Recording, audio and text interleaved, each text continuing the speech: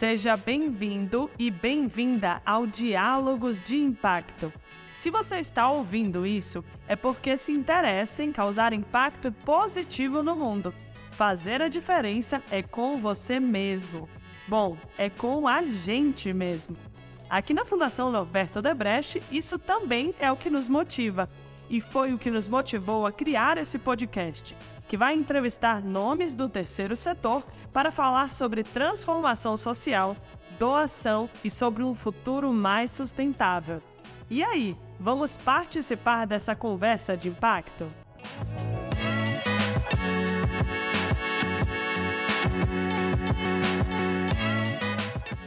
Muito bom dia, boa tarde ou boa noite. Tudo bem com vocês? Eu me chamo Camila Giuliani e serei a apresentadora deste segundo episódio do Diálogos de Impacto.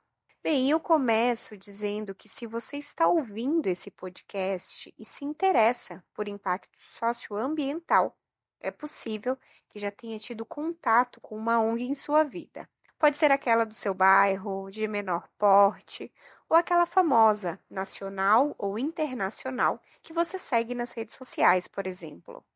Mas talvez você não só as conheça, como já tenha feito uma doação para elas em algum momento, seja de comida, dinheiro, roupas ou livros. E você já se perguntou por que é que aquela ONG local da sua cidade, que você sabe que faz um trabalho muito importante, ainda não está tão organizada ou conhecida como uma ONG maior? E se existisse uma forma de torná-la tão profissional quanto outras que escutamos falar? Pois saiba que isso é possível, e é justamente o que o fortalecimento institucional, tema deste nosso segundo episódio do Diálogos de Impacto, se propõe a fazer. Nós vamos descobrir o que é isso e como a Fundação Norberto Odebrecht tem promovido iniciativas nessa área. E quem vai dialogar sobre este tema com a gente é a Caroline Magalhães. A Carol é graduada em Comunicação Social com habilitação em Jornalismo pela Universidade Federal da Bahia e pós-graduanda em Comunicação Empresarial. Ela já atuou com gestão de redes sociais e comunicação estratégica em organizações sem fins lucrativos nacionais e internacionais, além de ter experiência em redação de jornalismo e assessoria de imprensa. Atualmente, a Carol é analista de comunicação na Fundação Norberto Odebrecht. Oi, Carol, tudo bem? Seja muito bem-vinda. Obrigada, Camila. Estou muito feliz de estar aqui desse outro lado do Diálogos de Impacto, né? Convidada para falar um pouquinho sobre esse tema tão interessante, tão importante, que é o fortalecimento institucional e sobre a experiência da Fundação com esse tema. Isso, para quem não sabe, a Carol foi a voz do nosso primeiro episódio do Diálogos de Impacto. Ela foi a apresentadora e hoje ela está aqui do outro lado como entrevistada. Carol, então, para a gente começar, o que é o fortalecimento institucional na prática? Como é possível fazer ele acontecer? Então, Camila, acho que para falar de fortalecimento institucional, é legal a gente dar um passo para trás e falar de onde surge essa ideia, né? Por que ela é relevante? Quando normalmente, você deu o exemplo aí de ONGs do bairro, ONGs maiores, quando normalmente uma ONG, uma organização sem fins lucrativos, ou uma OSC, né, uma organização da sociedade civil, que são sinônimos, vamos dizer assim, quando a organização desse tipo surge, é normalmente porque existe um problema social. Então, um grupo de pessoas, elas se unem, seja porque elas têm uma proximidade geográfica, por exemplo, estão no mesmo bairro, como você citou, estão na mesma cidade, ou porque tem uma proximidade ali de valores, de experiência, né? E elas decidem criar uma organização, uma instituição para ajudar a combater esse problema, né? Por exemplo, se identificou que as pessoas estão passando fome ali na região, ou que tem muita gente jogando lixo na rua e é preciso conscientizar e tentar resolver aquele problema. Isso é ótimo, porque então temos pessoas que estão mobilizadas a tentarem transformar a realidade, né? Só que isso também significa que muitas vezes as pessoas que criaram essas ONGs, essas OSCs, não necessariamente essa pessoa entende tudo, ela sabe tudo o que é preciso para criar e para manter uma organização. Então, por exemplo, quando a primeira doação chega para essa ONG que o pessoal criou, será que essas pessoas sabem lidar com essa primeira doação? Será que elas sabem a melhor forma de usar o dinheiro recebido? Será que elas sabem se é preciso pagar algum tipo de imposto ou de taxa sobre essa doação? Ou então como é que eles podem prestar contas, né? Ou seja, informar para quem o que foi feito com aqueles recursos, quais foram os resultados obtidos. Para fazer todas essas coisas, é preciso entender um pouco de contabilidade, é preciso criar parâmetros para o uso das doações, é preciso saber fazer relatórios, conhecer dados, evidência, uma série de coisas que estavam ali, vamos dizer, escondidas na ideia da criação dessa ONG e ficam como se fosse na coxia, né? Essa referência do teatro, na coxia do trabalho dessa ONG, fica no back office. E que muitas pessoas elas podem só saber que é preciso fazer tudo isso quando elas se desafiarem a gerenciar uma ONG, uma organização assim. E o que pior é que muitas vezes, quando essas doações chegam na instituição, né, como a que eu citei, elas normalmente chegam tão exclusivamente colocadas para o projeto que se, por exemplo, essa mesma ONG precisar para apoiar essas questões anteriores que eu falei, contratar um contador ou uma contadora, ou precisar de algum apoio, não vai ter de onde tirar esse recurso para fazer uma coisa que é necessária para a ONG funcionar, mas que não há doações endereçadas ou apoio endereçado para essa questão.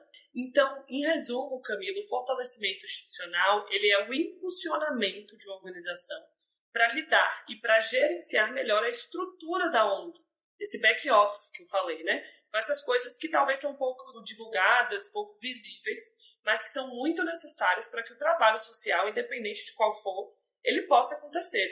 Então, o fortalecimento institucional, ele é fortalecer quem faz acontecer. É garantir que a organização ela possa sobreviver para além dos seus projetos, né? Sobreviver para além do mês, para além do ano, sobreviver por muitos anos a mais. E esse funcionamento, então, significa tanto aportar recursos financeiros, ou seja, efetivamente doar dinheiro e recursos flexíveis, quanto aportar recursos não financeiros, como capacitar, dar mentorias, dar assessorias, por exemplo. Então, essas duas coisas, elas caminham juntas no objetivo de criar uma gestão fortalecida. Então, é garantir que aquela ONG, desde que ela tenha processos internos definidos, que ela tenha um direcionamento, né? Até no sentido de, por exemplo, transparência na hora de comunicar quanto se recebeu de doação e de quem e de como esse dinheiro foi usado.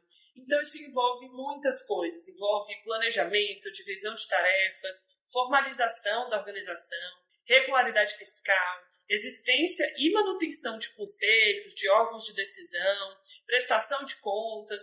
Envolve uma série de coisas que, em resumo, vai fazer com que essa organização ela esteja formalizada, ela esteja regular, ela tenha um mínimo de respiro, de tranquilidade para ela poder ser eficaz no trabalho que ela faz, sem o receio de que amanhã ela pode fechar. É aí que atua justamente o fortalecimento institucional. Carol, eu acho que vale aqui ressaltar também para a nossa audiência que todas essas questões que você trouxe, elas são difíceis mesmo para organizações maiores. Eu trago até um dado do último censo GIF, que é uma pesquisa que analisa instituições do terceiro setor, do setor de investimento social e da filantropia, que revelou que em 2020, 19% das organizações pesquisadas, elas não tinham suas demonstrações financeiras auditadas de forma independente, por exemplo, e 12% não tinham estatuto. E dentre aquelas que tinham o estatuto, apenas 36% disponibilizam esse estatuto para acesso público. Então, aqui a gente está falando de grandes fundações e institutos ligados ao GIF que não possuem, às vezes, essas questões ligadas, né, à governança, ligadas à conformidade. Então, imagine como é uma situação para ONGs menores, recém-criadas, por exemplo, né, que recebem talvez menos apoio. É uma questão ainda mais difícil. Pois é, Camila, não é algo que é exclusivo de organizações pequenas. A necessidade de profissionalização, de fortalecimento é uma tendência em várias organizações do terceiro setor. Naturalmente, as pequenas acabam sofrendo um pouco mais, mas eu acho até em minhas leituras recentes eu encontrei uma boa simplificação desse conceito. Porque apesar da gente estar aqui falando de fortalecimento institucional, às vezes pode parecer uma coisa complicada, não é. Em uma publicação que eu estava lendo, que foi a Perspectivas da Filantropia no Brasil 2023, uma publicação do IDES, eles simplificam o tema do fortalecimento institucional em algumas frases. Eles pontuam o quê? Basicamente, o fortalecimento institucional ele serve porque organizações fortalecidas, com os recursos de gestão adequados, elas entregam mais, elas têm o potencial de entregar mais. E uma estrutura clara de governança leva a melhores decisões e a transparência atrai mais doadores. Então, esses fatores eles fazem parte do círculo virtuoso da construção de confiança, o que diz essa publicação. E uma outra definição que eu gosto muito foi uma que foi colocada pelo superintendente daqui da Fundação Norberto Odebrecht, o Fábio Vanderlei, em um artigo para o jornal Correio no ano passado. Ele falava assim: fortalecimento institucional é o ensinar a pescar do terceiro setor. Aquela coisa, né, do dar o peixe versus o ensinar a pescar. E aí ele fala que não é que o fortalecimento ele torna dispensável o apoio financeiro para que essas ONGs continuem fazendo o seu papel, né? Então, assim, dar o peixe ainda é importante, mas o fortalecimento ele abre um caminho para que o setor se profissionalize e se torne cada vez mais independente, que é justamente o ensino a pescar que ele fala, né? E ele continua a ter uma gestão eficiente, torna essas instituições ainda mais atrativas para os investidores sociais, né, para os doadores, que naturalmente eles desejam doar para organizações confiáveis, assim como as pessoas no geral querem reconhecer que as ONGs para as quais elas estão doando não só fazem um bom trabalho, como têm uma gestão eficiente, vão sobreviver por um tempo e vão poder usar da melhor maneira aqueles recursos. Eu acho que isso dá uma explicada aí para a nossa audiência sobre esse conceito do fortalecimento institucional. Ótimo, Carol. Eu acho que você não só explicou muito bem o que é o fortalecimento institucional, como trouxe a importância desse tema para a nossa audiência. E eu queria agora até que você explicasse um pouquinho sobre a relação da Fundação Norberto Odebrecht com o fortalecimento. Ela fortalece ONGs há muitos anos, não é isso? É isso mesmo, Camila. A Fundação Norberto Odebrecht, ela coordena um programa social chamado PDCIS, que inclusive esse ano faz 20 anos, agora em 2023, e um dos princípios desse programa é a relação da Fundação com as ONGs e OSCs locais, né, para a realização das ações desse programa.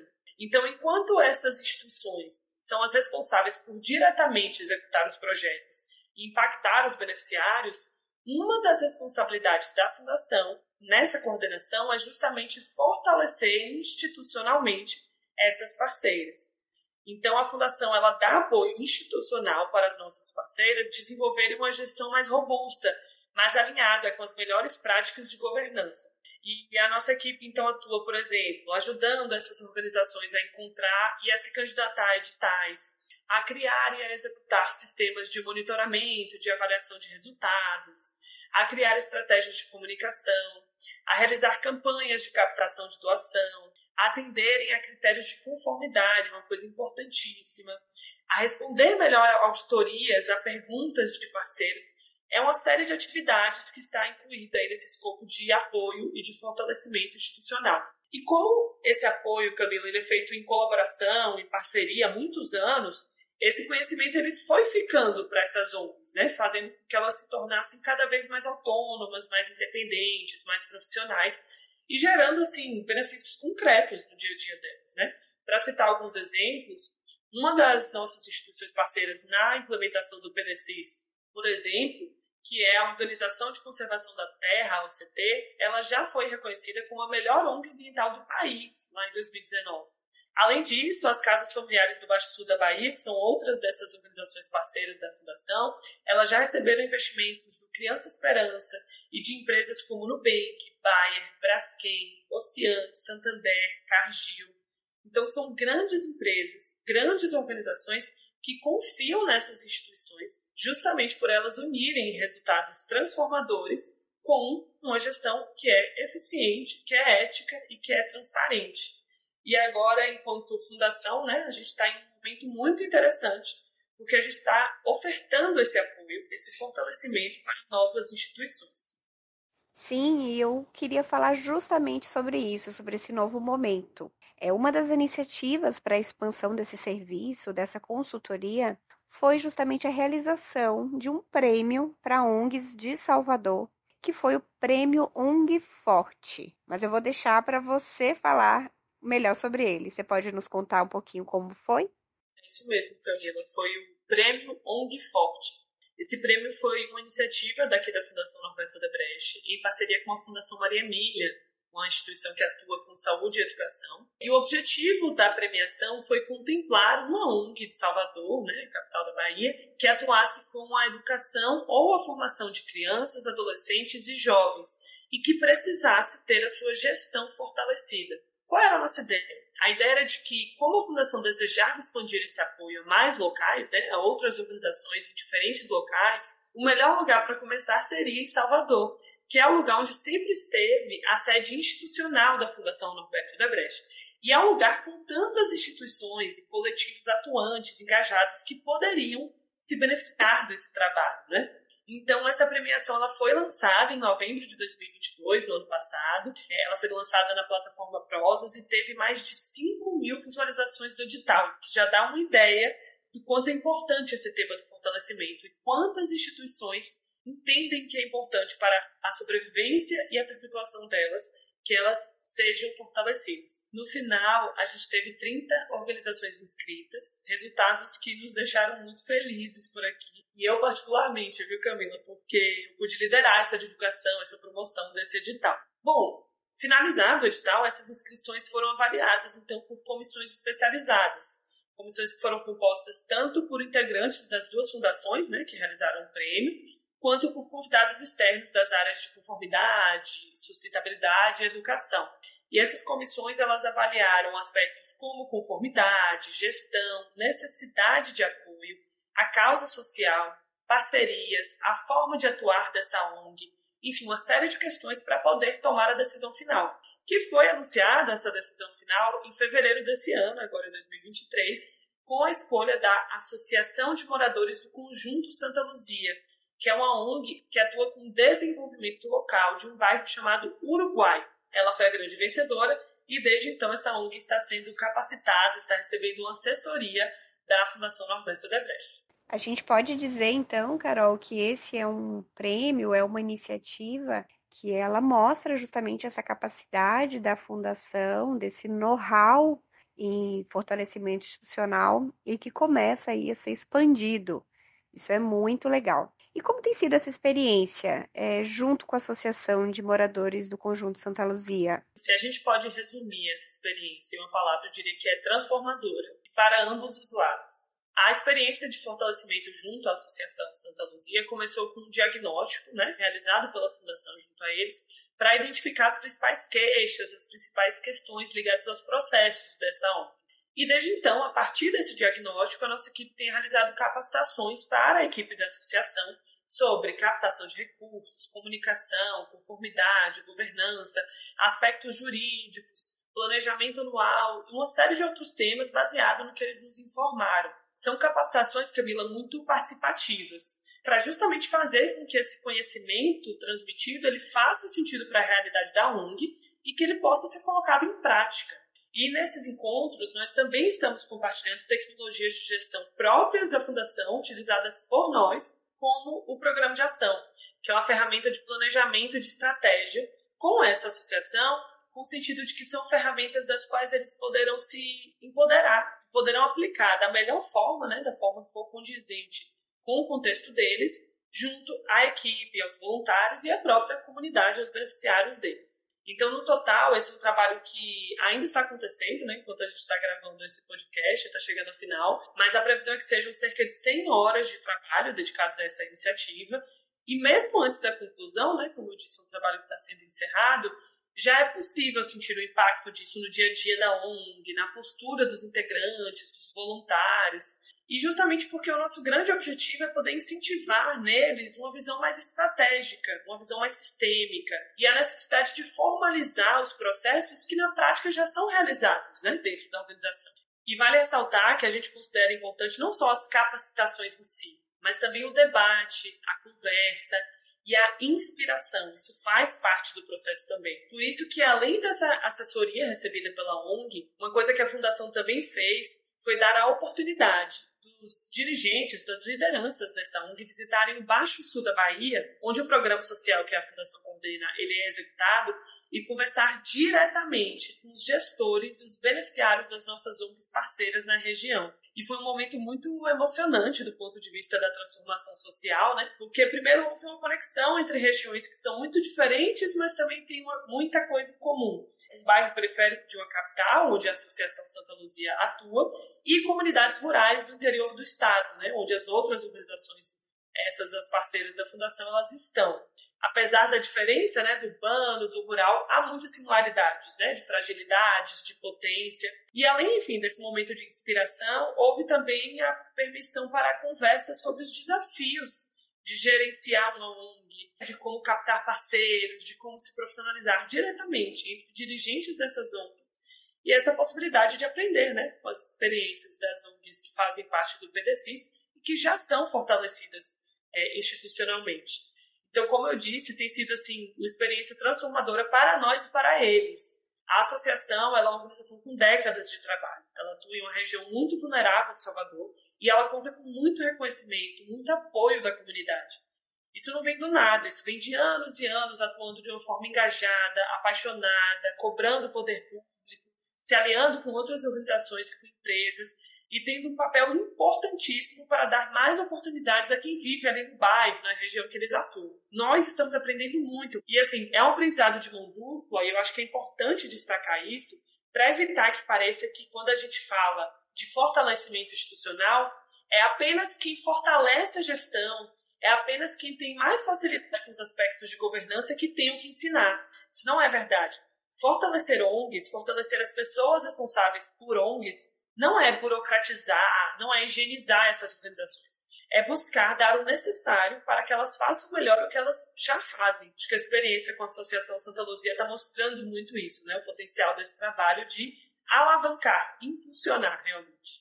Carol, acho que você foi muito feliz com essa sua fala, porque eu mesmo faço parte desse trabalho de consultoria e posso dizer que é realmente um aprendizado de mão dupla. A gente repassa o conhecimento, mas recebe muito em troca, com as vivências, a experiência acumulada por anos da instituição. Então, inclusive, aqueles que querem saber um pouquinho mais sobre o trabalho da associação, eu indico que a procure nas redes sociais, eles estão em todas as plataformas e também possuem um site, que é o www.santaluziauruguai.com.br. A Santa Luzia ela foi criada em 1989 e atua para mobilizar os moradores do Uruguai, aqui de Salvador, pela garantia de direitos básicos como moradia, saneamento básico, educação, saúde e lazer. Dentre outros projetos, eles mantêm uma escola, que é a Escola Comunitária Luísa Maim, que atende cerca de 300 crianças. Eles organizam um banco e um fundo comunitário para apoiar os moradores e executam ações culturais e esportivas.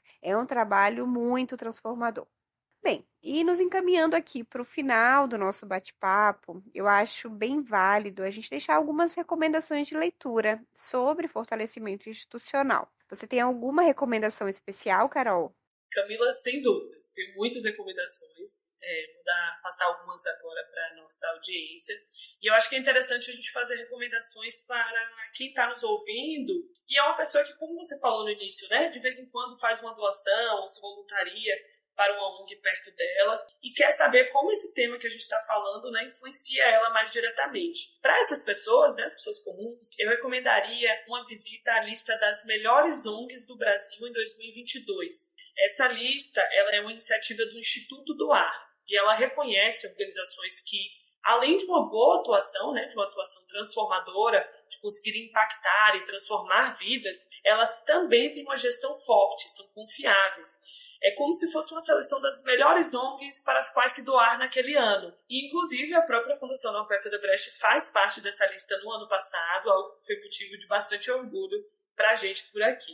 Uma outra recomendação é o portal paraquemdoar.com, que é uma iniciativa da Rede Globo junto a outras instituições do país e que recomenda organizações de diferentes causas e que também são conhecidas por elas atuarem de uma forma exemplar. Mas eu acho, Camila, que para além dessas recomendações que eu dei, que são muito para avaliar, né, se uma organização é fortalecida ou não, ou já ter uma espécie de lista respaldada sobre isso, eu acho que também vale que cada um de nós reflita um pouco sobre o que a gente pode fazer para fortalecer instituições sem fins lucrativos que precisam. Porque mesmo pessoas comuns podem fazer isso, né? Falar de fortalecimento institucional, isso abre um leque para a gente, porque significa que não é possível só você doar dinheiro, objetos como roupas, livros, alimentos.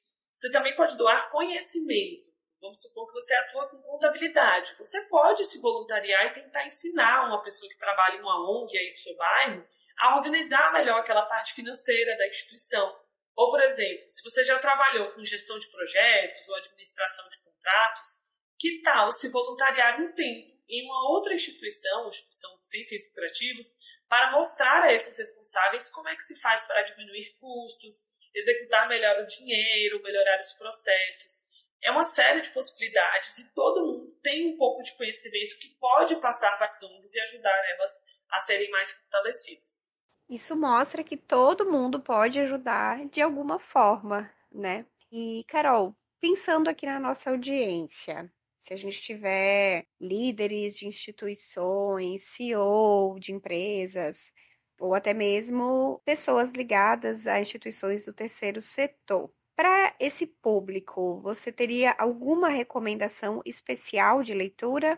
Com certeza, Camila. Eu acho que se a gente está falando com pessoas que ocupam esses cargos de liderança em empresas e grandes organizações, que possivelmente são as pessoas que têm poder de decisão sobre essas doações serem colocadas, por exemplo, no terceiro setor, nessas ONGs, eu recomendo muito a pesquisa e a reflexão sobre duas questões ligadas ao fortalecimento institucional.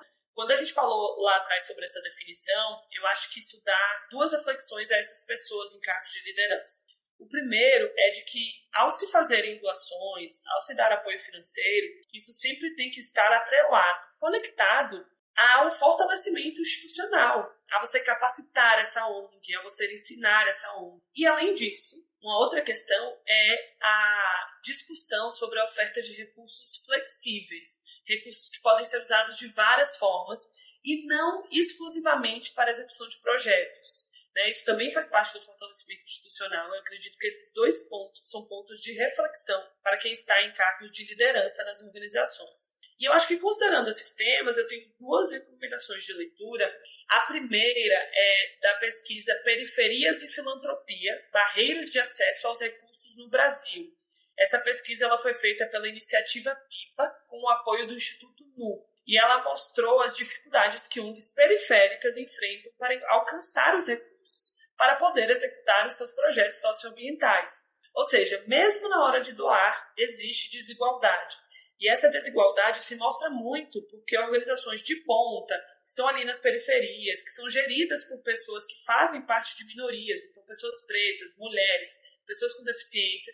Essas organizações normalmente não possuem esse apoio institucional necessário para captar doações, para se capacitar, se profissionalizar, crescer e prosperar. E uma outra sugestão de leitura nesse tema é o artigo Doar Sem Controlar, Por que doações livres e flexíveis funcionam melhor, que foi um artigo publicado pelo Movimento pela Cultura da Doação e traz experiências sobre como um apoio financeiro flexível e como o fortalecimento institucional faz a diferença para as ONGs. Você pediu também, Camila, recomendações para quem talvez faça parte de uma ONG. Eu acho que a gente tem hoje em dia uma série de materiais que para essas pessoas que dirigem, coordenam ONGs, oferecem capacitação para que essas pessoas possam fortalecer a gestão da instituição. Um material que foi recentemente lançado foi a plataforma Conjunta. É um site que reúne muito material sobre comunicação, gestão, conformidade, captação de recursos. Essa plataforma ela é uma iniciativa do Instituto ACP, do Instituto Humanize e do GIF. E uma outra recomendação legal também para uma pessoa que possa dirigir ou ser voluntário em uma ONG é o Portal do Impacto, que é uma iniciativa da Fomenta, que também conta com boas dicas para quem é responsável por uma instituição sem fins lucrativos e quer entender melhor como profissionalizar os seus processos, como melhorar a execução de suas atividades. São muitas recomendações, eu sei, mas eu acho que elas são preciosas aí, Camila, para quem quiser saber mais sobre fortalecimento institucional, entender a sua importância e colocar em prática mesmo. Bem, conhecimento nunca é demais. Então, acho que todas essas suas recomendações de leitura são super importantes, não só para aqueles que não conheciam o tema e querem se aprofundar, como também instituições que são fortalecidas ou instituições que querem iniciar essa jornada de fortalecimento, assim como pessoas que doam e que querem contribuir cada vez mais com ONGs e instituições locais. Então, foi dessa forma que a gente dá encerramento aqui ao nosso bate-papo. E eu queria lhe agradecer, Carol, por esclarecer um pouquinho mais sobre esse conceito, que é tão essencial, como a gente viu, se a gente quer ter ONGs cada vez mais fortes, transparentes, eficientes e que ajudem a transformar realidades e vidas. Com certeza, Camila. Eu acho que o fortalecimento institucional é uma atividade meio, mas que no fundo o objetivo é capacitar quem faz e quem ajuda e transforma vidas, né? O objetivo final é realmente fazer com que mais pessoas possam ser impactadas. As ONGs fazem um trabalho essencial no nosso país e fortalecer essas ONGs é, no final, fortalecer o próprio impacto socioambiental. Eu agradeço demais pelo convite de estar aqui hoje, Camila, agradeço por nossa conversa e me coloco à disposição da nossa audiência, tanto eu quanto a equipe da Fundação Roberto Debrecht estamos à disposição para conversar mais sobre isso e eu acho que muitas parcerias podem surgir para a gente alavancar ainda mais o fortalecimento institucional da sociedade civil. Obrigada. Muito obrigada, Carol, e obrigada também a todos que nos acompanharam até aqui. A gente espera vocês no próximo episódio de Diálogos de Impacto. Até lá!